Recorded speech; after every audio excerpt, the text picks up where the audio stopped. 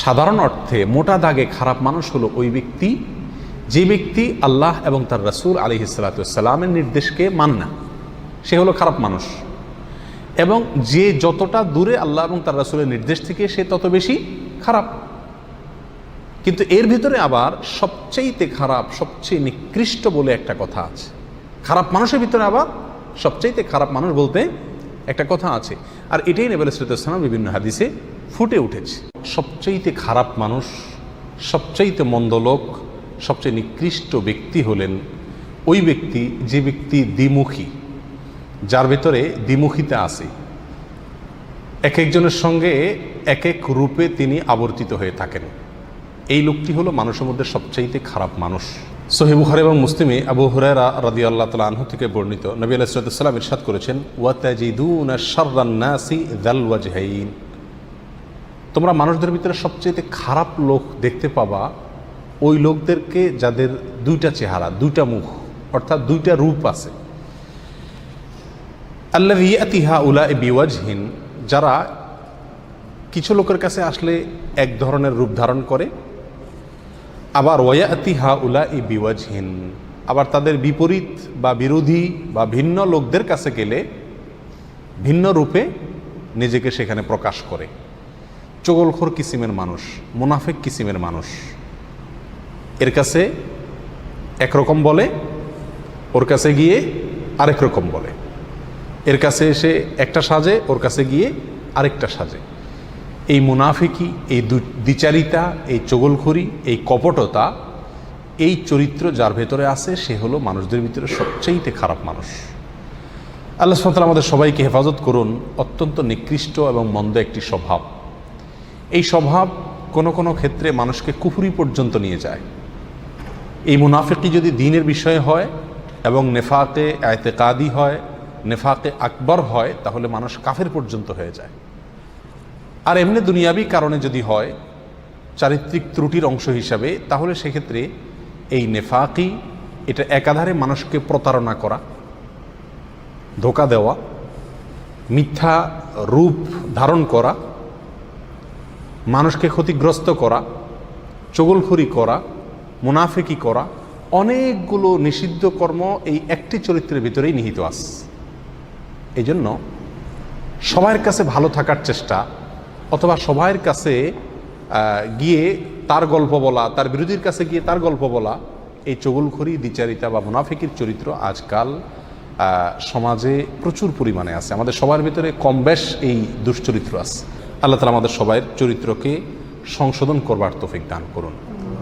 দ্বিতীয়ত যে ব্যক্তি নিকৃষ্ট, সে হলো ওই ব্যক্তি যার ভয়ে মানুষ তার কাছ থেকে দূরে থাকে, জানে তার কাছে গেলে, তার মুখোমুখি হলে, তার পালায় পড়লে সে কোনো না কোনো ক্ষতি করবে।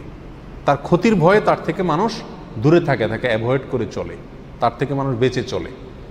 এরকম সন্ত্রাসী হতে পারে, চিটার বাটপার হতে পারে, যে কোনো ধরনের খারাপ চরিত্রের মানুষ, যার অনিষ্ট থেকে, যার ক্ষতি থেকে বাঁচার জন্য মানুষ তাকে এড়িয়ে চলে, তার থেকে দূরে থাকার চেষ্টা করে। এই মানুষ হলো মানুষের ভিতরে সবচেয়ে নিকৃষ্ট মানুষের তালিকা।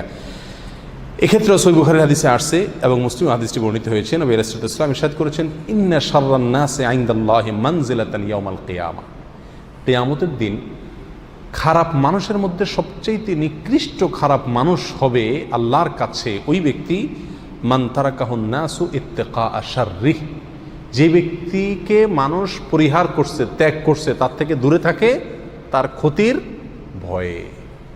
সবাই জানে যে তার কাছে গেলে বা তার কাছে ভিড়লে বা তার পথ মাড়ালে বা তার পালায় পড়লে সে আমার কোনো একটা ক্ষতি করবে। তাহলে আমাকে চিন্তা করতে হবে যে আমার ভেতরে এরকম কোনো স্বভাব আছে কি না। কোনো মানুষ আমার কাছে আসে না, ভিড়ে না, আমার ভয়, আমার ক্ষতির ভয়, আমার জুলুমের ভয়, আমার অবিচারের ভয়, আমার অন্যায়ের ভয়ে এরকম আছে কি না। যদি হয় তো মনে রাখতে হবে এটা আমার জন্য অত্যন্ত নিকৃষ্ট একটি চরিত্র যে আমার ভিতরে আছে। তাহলে মনে রাখতে হবে যে এর মানে হলো আল্লাহর কাছে আমি সবচাইতে নিকৃষ্ট মানুষ। আমরা অনেকেই বরং উল্টা গর্ব করে থাকি, যখন আমার ধারে কাছে মানুষ ভয়ে ভিড়ে না, আমি মনে করি যে আমি খুব বাহাদুর মানুষ, ভয় আমার ধারে কাছে আসে না। যার ক্ষতির ভয়ে তার কাছে মানুষ যায় না, সেই ব্যক্তি আল্লাহর কাছে সবচাইতে খারাপ মানুষ। আল্লাহ তাআলা আমাদের সবাইকে কোমল হওয়ার তৌফিক দান করুন, যেন সব মানুষ আমাদের কাছে আসতে সৎসাহস করে, আমাদের ক্ষতির ভয়ে ভীত সন্ত্রস্ত মানুষ না থাকে। মুসনাদ আহমদের এক বর্ণনা আসছে, নবী সাল্লাল্লাহু আলাইহি ওয়াসাল্লাম বলেছেন যে সবচেয়ে নিকৃষ্ট মানুষ হলো সে যে ব্যক্তিকে মানুষ সম্মান করে তার ক্ষতির ভয়ে। সালাম আলাইকুম, কেমন আছেন ভাই, বড় ভাই, সিনিয়র ভাই, নেতা ভাই, এই যত ইজ্জত সম্মান করে এগুলো সব কি জন্য? যে নেতা সাহেবকে ইজ্জত না করলে এটা ক্ষতি করে দিবে, সালাম না দিলে আমার একটা বিপদ হতে পারে, সে আমার উপরে ক্ষেপে যেতে পারে। এই যে ক্ষতির ভয়ে আশঙ্কায় সম্মান করে, এরকম যদি কোনো লোক থাকে সমাজে, তাহলে এই লোকটা সবচাইতে নিকৃষ্ট মানুষ।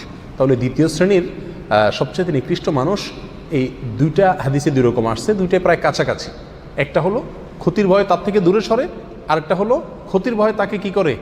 সম্মান করে। এক কথায় যে ব্যক্তির মানুষের ক্ষতি করে, মানুষ প্রতি অবিচার করে, মানুষের প্রতি জুলুম করে, আর তার জুলুমের ভয়ে মানুষকে তাকে সম্মান করতে বাধ্য হয় অথবা তার থেকে দূরে থাকে, এই লোকগুলো হলো সবচাইতে নিকৃষ্ট মানুষ।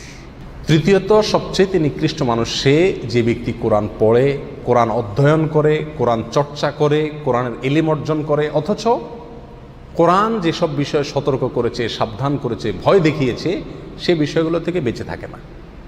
অর্থাৎ কোরআন তাকে যে সতর্ক করেছে, সাবধান করেছে, সেই সাবধানতা, সেই সতর্ক করাটা তারায় সে নিজে সতর্ক হয় না, নিজে কি হয় না? সাবধান হয় না। এক কথা কোনো পরিবর্তন হয় না। অন্য কথা বলতে পারি, এলেম শিখে সেই অনুযায়ী কি নাই? আমল নাই। কোনো বর্ণনা আসছে, এক্ষেত্রে ওলামা ইকরামের কথা বলা হয়েছে, ওই আলেম, যে আলেম তার এলেম দ্বারায় কোনো উপকৃত হয় না, সে নিজের এলেম দ্বারা কি হয় না? নিজে উপকৃত হয় না বা মানুষকে উপকার করতে পারে না। অর্থাৎ এলেম শিখে কিন্তু সেই অনুযায়ী কি নাই? আমল নাই। এই লোকগুলো সবচাইতে নিকৃষ্ট মানুষ। মুস্তাদরাক হাকিমের এক হাদিসে বর্ণিত হয়েছে, নবী সাল্লাল্লাহু আলাইহি ওয়াসাল্লাম বলেছেন, ওয়া ইন্না মিন শাররিন নাসি রাজুলান ফাজিরান ইয়াকরাউ কিতাবাল্লাহি লা ইয়ারআউই ইলা শাইইন মিনহু। আর নিশ্চয়ই মানুষের ভিতরে সবচাইতে নিকৃষ্ট মানুষ হলো, সবচাইতে খারাপ মানুষ হলো ওই লোক, ফাসেক মানুষ, ওই খারাপ মানুষ যে ব্যক্তি আল্লাহর কিতাব পড়ে, অথচ আল্লাহর কিতাবে যে বিষয়ে সতর্ক সাবধান করা হয়েছে সে বিষয় দ্বারা নিজেকে কি করে না? সাবধান সতর্ক করে না, মন্দ কাজ থেকে বেঁচে থাকে না, কিতাব অনুযায়ী আমল করে না। এগুলো সবচাইতে খারাপ এবং নিকৃষ্ট মানুষ। 4 নম্বর সবচাইতে নিকৃষ্ট মানুষ সে যে ব্যক্তি দুনিয়াবি কোনো কারণে তার দিনকে ধ্বংস করে, দুনিয়াবি স্বার্থের কাছে দিনকে বিক্রি করে দেয়, ধর্মকে বিক্রি করে দেয়, দিনদারিকে বিক্রি করে দেয়, আমানতদারিকে বিক্রি করে দেয়, আল্লাহর ভয়কে, তাকওয়াকে বিক্রি করে দেয়। কিসের ভয়ে? কিসের বিনিময়ে? দুনিয়ার কোনো তুচ্ছ বিষয়ের বিনিময়ে। দুনিয়ার যত বড় বিষয় হোক না কেন এটা তুচ্ছ। দুনিয়ার যে কোনো বিষয়ের বিনিময়ে যে ব্যক্তি তার দিনকে বিক্রি করে দেয়, এই লোক হলো 4 নম্বর সবচাইতে নিকৃষ্ট মানুষ। এক্ষেত্রে সুনান ইবনে মাজাহ হাদিসে আসছে, নবী সাল্লাল্লাহু আলাইহি ওয়াসাল্লাম বলেছেন, আবু উমামা রাদিয়াল্লাহু আনহু বর্ণনা করছেন, মিন শাররিন নাসি মানজিলাতান ইনদাল্লাহি ইয়াওমাল কিয়ামাতি আবদুন আযহাবা আখিরাতাহু বিদুনিয়া গায়রিহি। আল্লাহর কাছে কিয়ামতের দিন নিকৃষ্ট মানুষদের মধ্যে সবচাইতে নিম্ন স্তরের নিকৃষ্ট মানুষ, সবচাইতে খারাপ মানুষ, মন্দ লোক ওই ব্যক্তি যে ব্যক্তি তার আখিরাতকে নষ্ট করে ফেলছে, আখিরাতকে বরবাদ করে ফেলছে, আখিরাতের স্বার্থকে জলাঞ্জলি দিয়েছে। কিসের কারণে? অন্য কোনো ব্যক্তির কাছ থেকে দুনিয়া পাবে এই আশায়, দুনিয়ার লোভে কারোর প্রতি জুলুম করেছে, কাউকে হত্যা করেছে, কারোর ক্ষতিগ্রস্ত করেছে, তাহলে তার দিনকে ধ্বংস করলো কিসের কারণে? সামান্য দুনিয়ার কারণে। এই লোক হলো সবচাইতে নিকৃষ্ট মানুষ। আল্লাহ সুবহানাহু ওয়া তাআলা আমাদের সবাইকে এই দুশ্চরিত্র থেকেও হেফাজত থাকার তৌফিক দান করুন। কারোর ভিতরে যদি এই স্বভাবগুলো থাকে, কেউ যদি এই গুণ থাকে যে দ্বিচারিতা আছে, মুনাফিকি আছে, কপটতা আছে, সবার কাছে ভালো থাকার প্রবণতা আছে, সামনে একরকম পিছে আরেক রকম, এরকম চরিত্র যদি থাকে, তাহলে সেখান থেকে বের হয়ে আসতে হবে।